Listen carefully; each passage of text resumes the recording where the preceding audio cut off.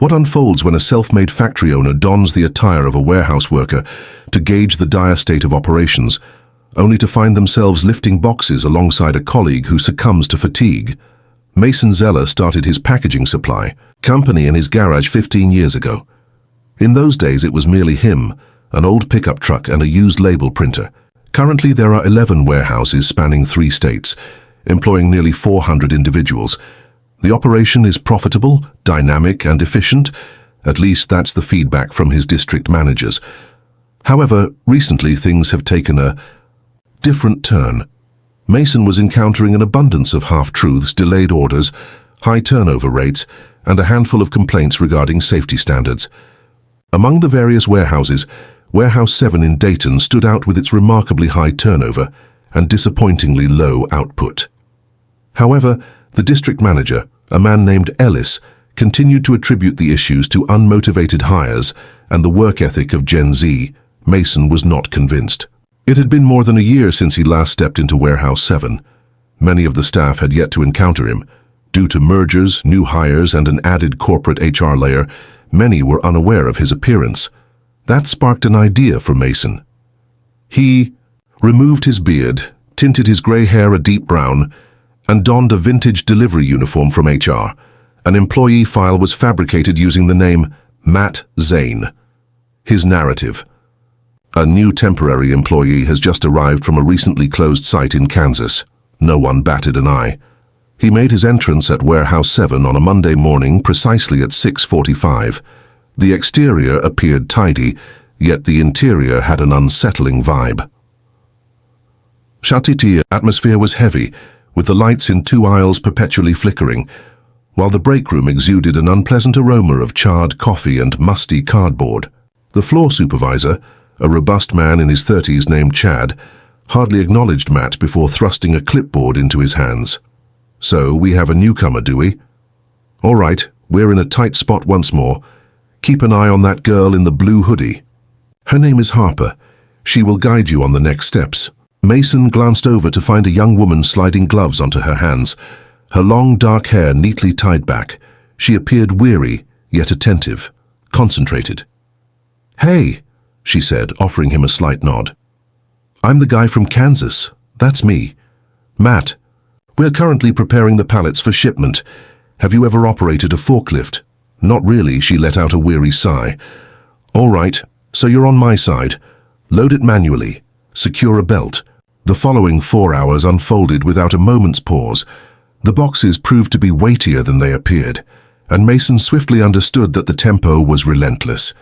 The majority of the workers were youthful, drenched in sweat, and evidently burdened with excessive labor. Silence prevails, no supporters. There was no indication of any water stations, save for a solitary, aged cooler positioned at the far end of the floor. "Are you always this short-staffed?" Mason asked, stacking another box on the pallet. Harper brushed the sweat from her brow. "Recently it seems we should have 16 on duty. Today marks a decade. Several decided to leave. A man sustained an injury last week due to improper lifting techniques. No substitute has been found yet." "Why not?" Chad inquired. Mason cast a sidelong look at Chad, who had remained by the office door for the better part of the morning, absorbed in his phone. From time to time he raised his voice, urging someone to speed up.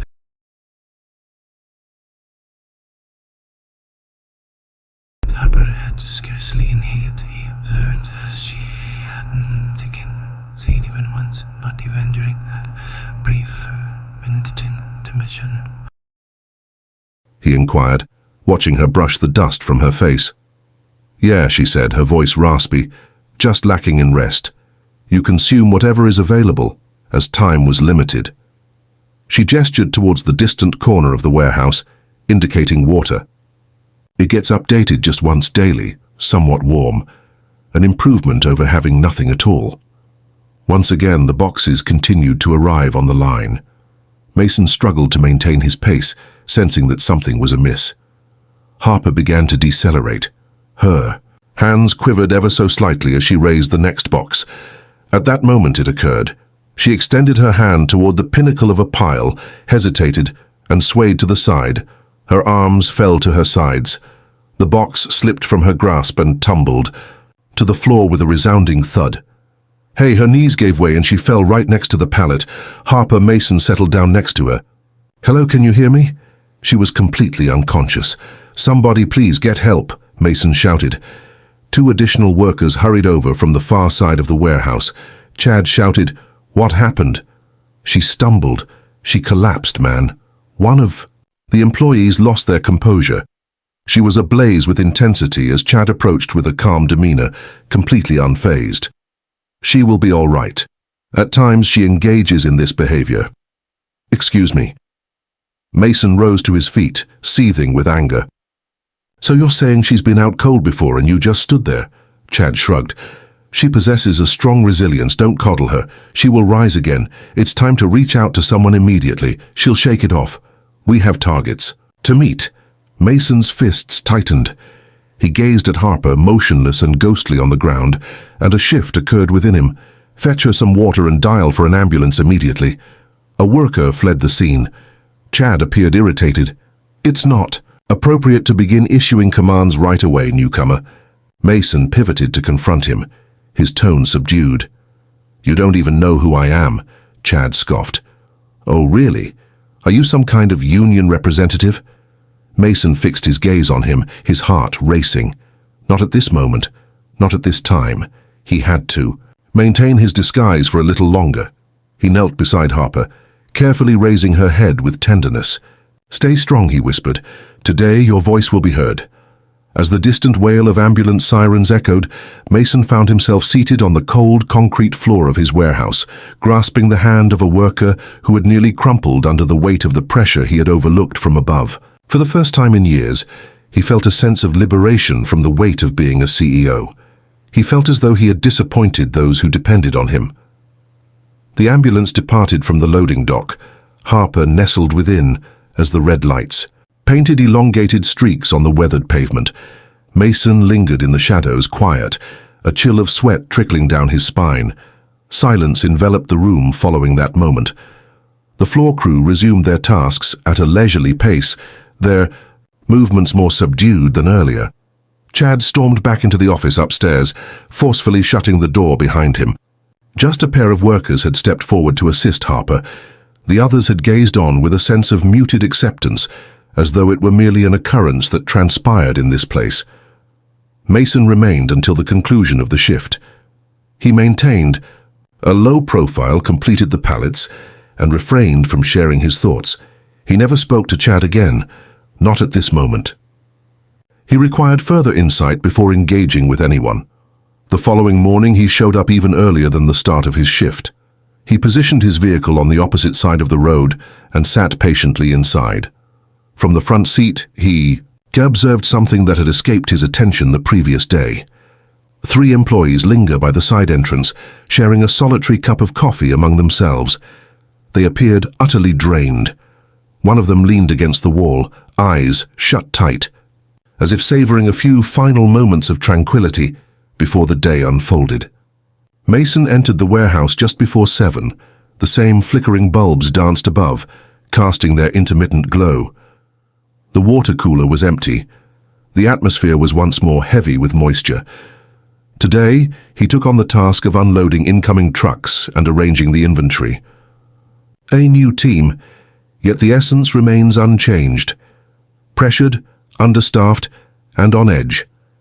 His companion for the morning was a tall, lean man in his early 50s named Devin.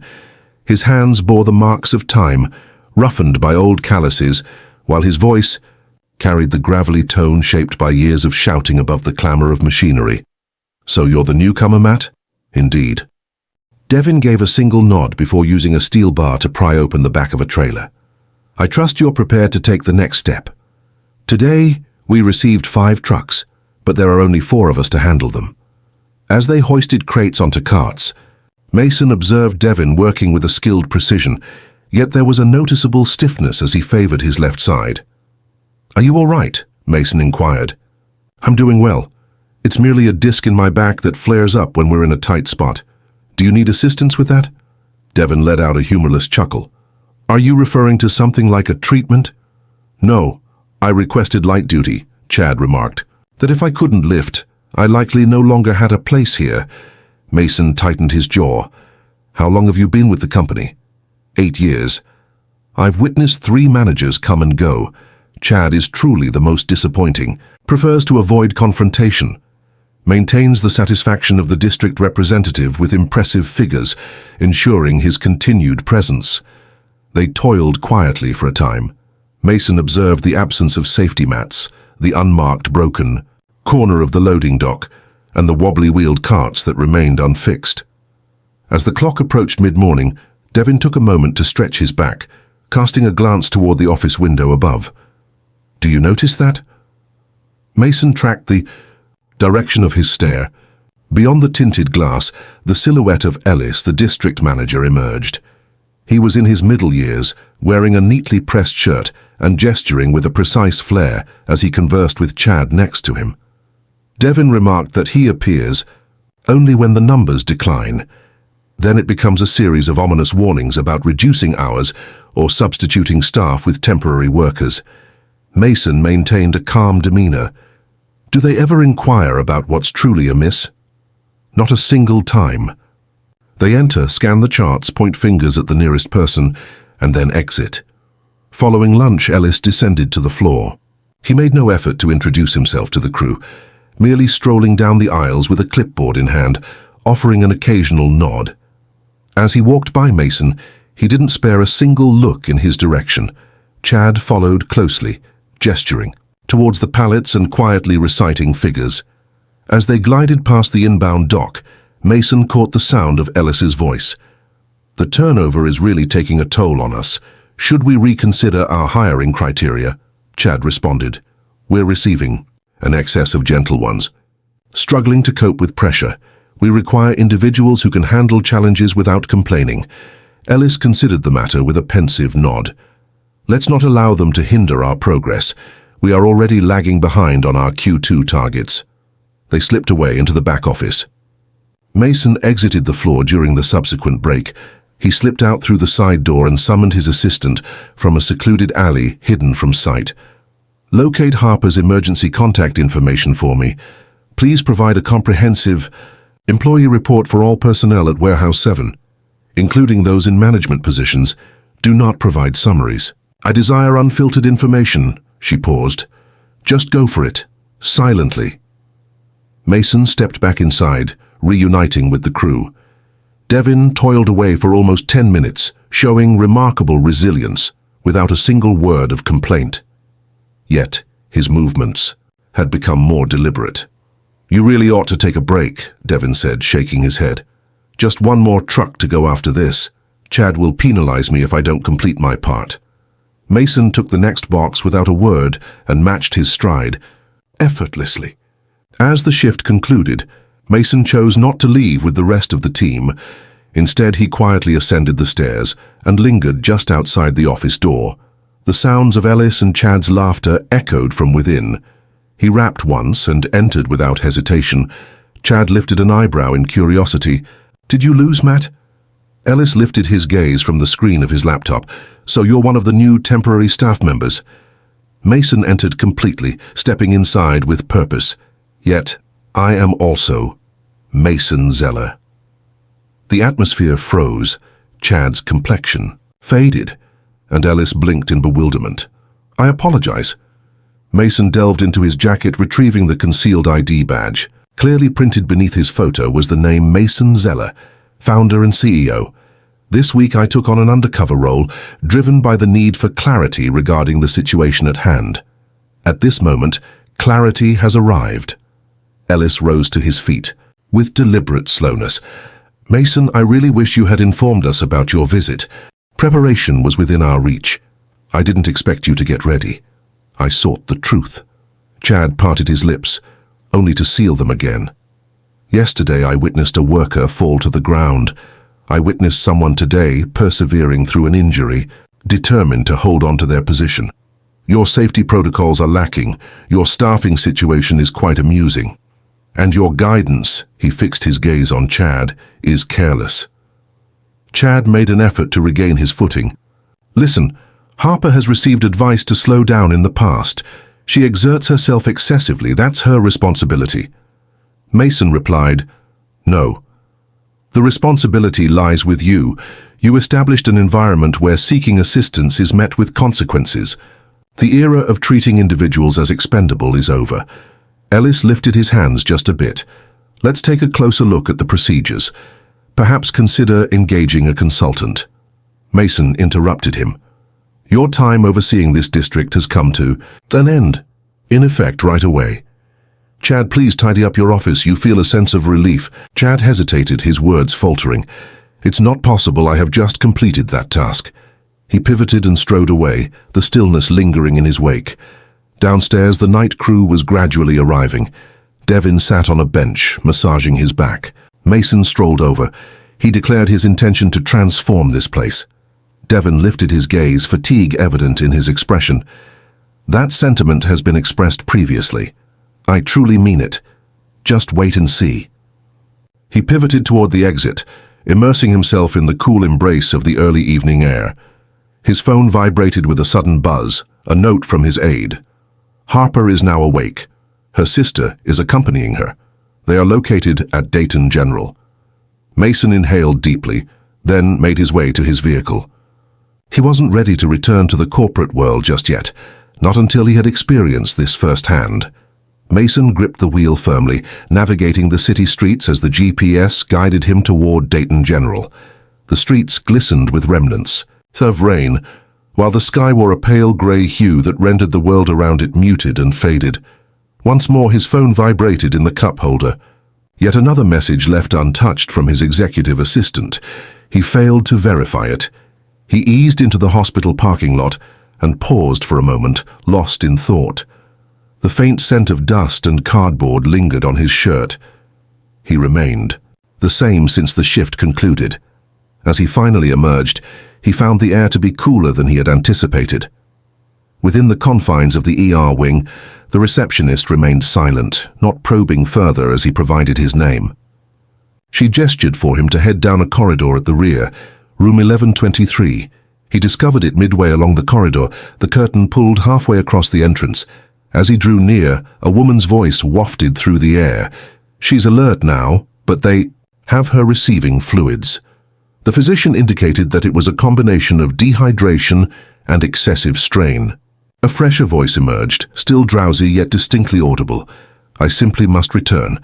I've already missed too many shifts. Tonight you're staying put. You were on the verge of losing consciousness on the hard surface." Mason entered the room cautiously. Harper reclined on the bed, cradling Roman 4 in her left arm. Her eyes remained open, yet weary. A woman in her late 20s perched next to her, arms folded defiantly. As he stepped inside, both of them shifted their attention towards him. "Harper," remarked, "you're the person from the warehouse." He gave a slight nod. Mason Zeller, the elder sister, rose to her feet. "You hold the reins. I exist." She remained steadfast in her position, her jaw clenched. Mason stated firmly that he wasn't here to offer excuses. "I arrived because the situation with Harper was unjust, and I needed to ensure that she is all right." Harper adjusted her position on the bed, a faint grimace crossing her face. "I assumed you were merely a temporary hire." "That was the essence," he remarked. "I had to witness everything firsthand." The sister moved in closer. "Are you looking to make some adjustments? Begin by preventing individuals from overworking to the point of illness." Mason mentioned that he had already begun. "The manager is unavailable. The district is indeed in the lead. I will be managing the site directly for the time being." Harper's eyes grew a touch wider. "You let them go. It is complete. I'm not merely here to manage the fallout. Whatever has been permitted to linger in that warehouse, it ends here." The sister regarded him with a hint of doubt. Words come effortlessly. "I concur. That's why I'm not communicating with you from a corporate setting." Harper exhaled gently. "Are you truly going to take charge of the site?" "At this moment, indeed. I would love to have a conversation with you whenever you're ready. It's not merely a recounting of events, but an exploration of the journey that led us here." The sister maintained a cautious demeanor, yet she chose not to inquire any deeper. Harper gave a single nod. "Very well. I shall share my thoughts. However, this evening is not the time for that, naturally. Mason offered a slight nod before turning to exit, hesitating momentarily in the doorway. Take a moment to recharge. Your spot will be reserved. No one is holding this against you. Once inside the car, Mason proceeded to make 3 phone calls. The initial step was to contact HR, as he required a temporary on-site representative with the power to approve immediate changes. The second was directed towards facilities management. A comprehensive safety audit of Warehouse 7 was requested, to be completed within 48 hours. The third was directed towards logistics. He sought to understand the extent of their flexibility in redirecting volume to adjacent warehouses. When he arrived back at the site the following morning, several developments were already underway. He showed up shortly after 6 and connected with the early shift team in the break room. There was an absence of any official declaration, no media presence, no stage to speak from. Mason stood in front of the grimy vending machines, clad in work, boots and a plain jacket. "I'm not here to squander your time," he stated. "I understand the challenges you're facing, and while the situation isn't ideal, I'm committed to being here until we resolve it." Silence enveloped the room. A handful of individuals shared fleeting looks. An older woman, her wrist encased in a brace, folded her arms and leaned back against the wall, exuding a sense of quiet resilience. "I understand that some of you may be skeptical about the possibility of change, and I don't anticipate that you'll take my words at face value simply because I express them well. Allow me to demonstrate for you instead." He took a step back and gestured toward the side entrance. "An HR representative is currently in the office. Tasha is her name. If there are any safety concerns, harassment allegations, or matters that have been overlooked, she will address them directly and report back to me." Yet there was no sign of movement from anyone. "I have also approved overtime bonuses for the shifts from last week. That will be evident in the check on Friday." That certainly elicited a response. Several brows furrowed in surprise. A young man by the entrance whispered something softly to himself. Mason overlooked it, yet it appeared non-threatening, he remarked, "and there was one additional point to consider. If anyone is pushing through pain, I'd like to be informed. Starting now, we are engaging a third-party occupational health consultant to assess job roles and limitations. No longer will you be overlooked. That changes now." The absence of applause lingered in the air, yet the atmosphere shifted subtly upon his departure, becoming a touch more open, if only marginally. He wandered the floor during the first half of the day, this time without reservation. He was without a clipboard. He refrained from gesturing or making bold statements. He inquired. He paid attention. Devin arrived for the late morning shift, his movements rigid and awkward. Mason made his way to him by the dock. "Today is not this best day for lifting." "I understand," Devin replied, "but the shift lead mentioned that we're still short." "Not any longer. 4 floaters are arriving from Columbus starting this afternoon." Devin lifted an eyebrow, just like that. "No, it can't be done that way. I selected 2 from light rotation and 2 from corporate logistics. While it may not resolve all issues, it should alleviate some of the pressure until we bring more people on board." Devin rested against the cart. There's a sense of anticipation, as everyone wonders if this will hold true. Indeed, they ought to. Mason took a step back, his gaze sweeping across the floor. The lights continued to flicker in 2 aisles. The water station had been upgraded to a new unit, cold and pristine, small steps taken, yet noticeable ones. At approximately 3 o'clock, Tasha caught his attention in the office. There are approximately 12 formal complaints that have been submitted so far. The majority focus on Chad. Some trace back for months, Mason acknowledged. Document them, ensure they are properly noted. There is additional information. One of the grievances highlights that night shift workers were frequently clocked out early to sidestep overtime payments, yet they were still required to complete the workload. Who approved this? Tasha held up a printout. Chad, along with a pair of assistant managers. Are the helpers still present? Yesterday one of them called out, another one is planned for tonight. Ensure that security accompanies him to HR upon his arrival. I'm eager to understand his perspective, but he won't set foot on the ground again until I take my turn. Tasha paused, uncertainty flickering in her mind. You're progressing swiftly. This place moves at a rapid pace. As the day drew to a close, the ambience began to change. Not entirely optimistic yet, but feeling a bit more open to possibilities. Individuals navigated their surroundings with a heightened sense of confidence. The portable fans that Mason had ordered arrived and were positioned strategically in the areas burdened by the heat. Her sign-up sheet for feedback meetings has been placed near the break room. At 6:30, Mason once more faced the crew as the evening shift came to a close. I'm not guaranteeing any wonders, he stated, but I assure you this, I will remain present. I will handle this myself. I will persist until this warehouse becomes a source of pride for us all once more. He moved aside as the shift came to an end. A handful acknowledged him with a nod. A silent gratitude was expressed. It wasn't a victory, not at this moment, but it was progress. Later that night, Mason found himself in the small office that once belonged to Chad, sitting in solitude. He gazed through the slender glass window at the workers below, completing their tasks in peace, at the new fans softly humming in the corners, at a space that had started to feel less oppressive. The journey ahead remained extensive, yet the quiet in the office had transformed from a sense of evasion. It seemed like a weight to bear. Mason pulled into Warehouse 7 before dawn on the following Monday, choosing a spot in the distant corner of the lot where the asphalt had sagged over the years under the weight of countless trucks. The morning, air bit at his lungs with a sharp chill, while the sky still clung to its shroud of haze. He lingered outside for a moment, observing the initial group of workers as they filed through the employee entrance.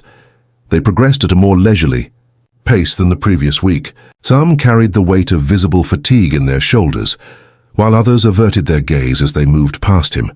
He failed to acknowledge their presence, not at this moment. He merely observed. Within the confines of the warehouse, the remnants of bygone habits lingered heavily in the air. The dim glow from the back aisles had undergone a transformation over the weekend. The new fans buzzed quietly by the loading docks, yet the tension, while less palpable, lingered on. Individuals remained reluctant to voice their thoughts. The ingrained tendencies of remaining silent, enduring suffering, and avoiding visibility did not disappear in just a week. At 7, Mason had a private meeting with the assistant manager who had been taken off the floor the previous Friday. Colin was a man in his early 30s, possessing a clipped tone honed over years of mastering the art of speaking just right while skillfully avoiding accountability. I didn't clock people out without authorization, Colin stated, his posture rigid in the cramped conference room. Chad issued the command. I simply adhered to it. You were aware it was incorrect. I was determined to keep my position. You had employees staying here without being paid for their time. That's a violation of time. Colin averted his gaze. That's the way it's been handled around here for some time now. That's a thing of the past. Mason chose not to dismiss him immediately. He placed him on paid leave while the investigation continues. He aimed for the documentation to be flawless, with no shortcuts and no ambiguities. Later that morning, he strolled through the space once more, not armed with a clipboard or a plan, but simply to absorb the atmosphere. Devin found himself on modified duty, tasked with the meticulous job of logging inventory at a mobile workstation. The newly appointed occupational health representative assessed his condition and approved it for a duration of 2 weeks. A number of others had subtly come forward with comparable appeals. Mason walked past a line of outbound pallets and noticed a young man carefully rewrapping the corner of a damaged box. He knelt down next to him. The worker remarked, eyes averted, "Wraps torn." "Move ahead, leaving this one unfastened. May I ask your name, Lewis? You've been here for quite some time now, 6 months. Text. You contemplating remaining, Lewis hesitated, then rose. His hands bore the marks of hard work, roughened by tape burns, while a healing scab traced a line along his forearm. I had intentions of departing. I have a cousin in Columbus who mentioned that his warehouse offers better pay, but my mother is unwell. I must remain in the area. What would make you stay here? Lewis observed him intently for a moment. Reliability, avoiding the uncertainty of being criticized for my pace on a regular basis. Mason nodded, relieved at the thought of avoiding the burden of cleaning up another's chaos, only to face blame for delays. While consistency is important, I require accountability from all parties involved. That involves addressing issues promptly, rather than merely resolving them in silence. With a subtle nod, Lewis returned to his tasks, focused and determined. By midweek, the initial transformations began to manifest, not through grand declarations, but through nuanced adjustments. Tasha, the HR liaison, conducted individual check-ins with every team member. Responses flowed in, varying from unfiltered to tentative.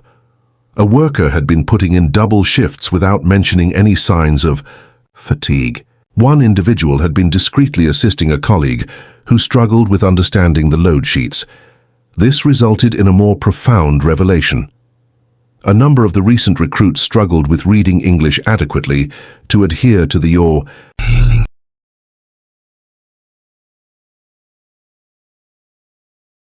Meeting with operations and HR that afternoon. Tomorrow, we will be sharing visual load gates in Spanish and Vietnamese. Developing a for supervisors to recognize language barriers rather than overlook them. A concern was brought up by one of the HR representatives. Implementing that across all sites will require some time. Mason stated that the duration across all sites is of no concern to him. Begin with this, conclude here, and then elaborate. That evening, he made his way to Harper's sister's apartment. The structure stood on the eastern edge of town, perched above a budget-friendly pharmacy. As the door swung open, Harper appeared, crutches tucked firmly beneath her arms. Her complexion appeared improved, less wan and more balanced, yet her movements remained tentative. "You can walk on that." The doctor mentioned that short distances are fine. "I'm taking my time with it." Her sister lingered in the shadows, quietly, observing without a word. Mason perched on the worn edge of a time-worn sofa. "I wish to share with you the current developments. I believed you were worthy of that." Harper rested in front of him, her ankle elevated on a cushion. "I've gathered some insights from individuals who are still on the ground. Then I shall complete the remainder. Chad has left us, Colin has been suspended. A safety consultant has been engaged. Next week marks the beginning of pay reviews. We are revising the onboarding procedures. I will remain on site until the new leadership has completed their training." Harper observed him intently. "Are you merely fixing this, or is there more to it?" "That's the expectation everyone has. Improve it just enough to enhance its appearance, then proceed forward. I won't be making any repairs. I am in the process of reconstructing it." From the ground level, she gazed at her leg. "I fainted because I felt unable to seek assistance. That's more than just a flawed system. That culture is fractured. I understand. Don't merely amend the guidelines. Address the issues that instilled fear in individuals when it came to expressing themselves. I exist." A moment of silence enveloped them as they sat together. Then Harper inquired, "What becomes of the next individual who dares to voice their thoughts in your absence?" "That's why I'm creating a framework that operates independently of my presence. We are introducing rotating peer audits, conducting monthly safety reviews, and establishing a direct communication channel to HR that circumvents warehouse leadership. I'm setting up a feedback kiosk downstairs for the submission of anonymous reports. This is neither a suggestion box nor a reporting channel." Harper nodded slowly. "You're quite earnest. I wasn't previously. I exist in this moment." Upon exiting the building, he encountered a man on the stairwell, burdened with bags of groceries. He acknowledged with a nod, then slipped away into the hallway. Mason paused for a moment outside, his hands tucked into the pockets of his coat, before making his way back to the car. On Thursday, the new interim floor supervisor made their entrance. Her name was Renee, a previous shift lead from the Louisville location. She possessed a keen intellect, maintained her composure, and was known for her ability to manage stress while keeping her team intact. Mason presented her during the morning gathering. "She's here to command the space, not to trample on others. Show her your respect and she'll reciprocate." Renee was efficient with her time. That morning, she rearranged the incoming schedule to more effectively stagger heavy loads and alleviate the pressure during peak hours by redirecting overflow. She maintained a calm demeanor throughout. There was no necessity for her to do so. By Friday, the warehouse had a new aura, not repaired, not restored, but more stable. Order had emerged from the tumult, and quiet had given way to measured conversation. Employees who had remained quiet for an extended period finally began to voice their inquiries, onlookers observed, gauging whether this transformation would endure. At 5:30, Mason positioned himself in the back corner of the warehouse, close to the emergency exit where he had first witnessed Harper's collapse. The silence on the floor had deepened. The final pallets were being secured as Renee engaged in conversation with a small gathering by the dock. Tasha approached him, clipboard in hand. "Are you planning to stay for another week?" "No, I will be departing on Monday. You believe it's prepared. It is prepared to take its place." "It's not fully prepared to operate, yet it no longer requires my constant oversight. It requires a steady approach." She perused her notes with a thoughtful gaze. "Is there anything you'd like me to convey to the corporate team?" "Indeed. Advise them that the next time they seek to grasp the reality of the situation, they should come and experience it firsthand." As the final warehouse door descended, Mason made his way to the exit, not as a man fleeing chaos, but as one who had finally embraced it. He departed without receiving any applause. There was no necessity for him to do so. He departed carrying the essence of something mended properly, not hastily, not with fanfare, but completely from the core to the surface.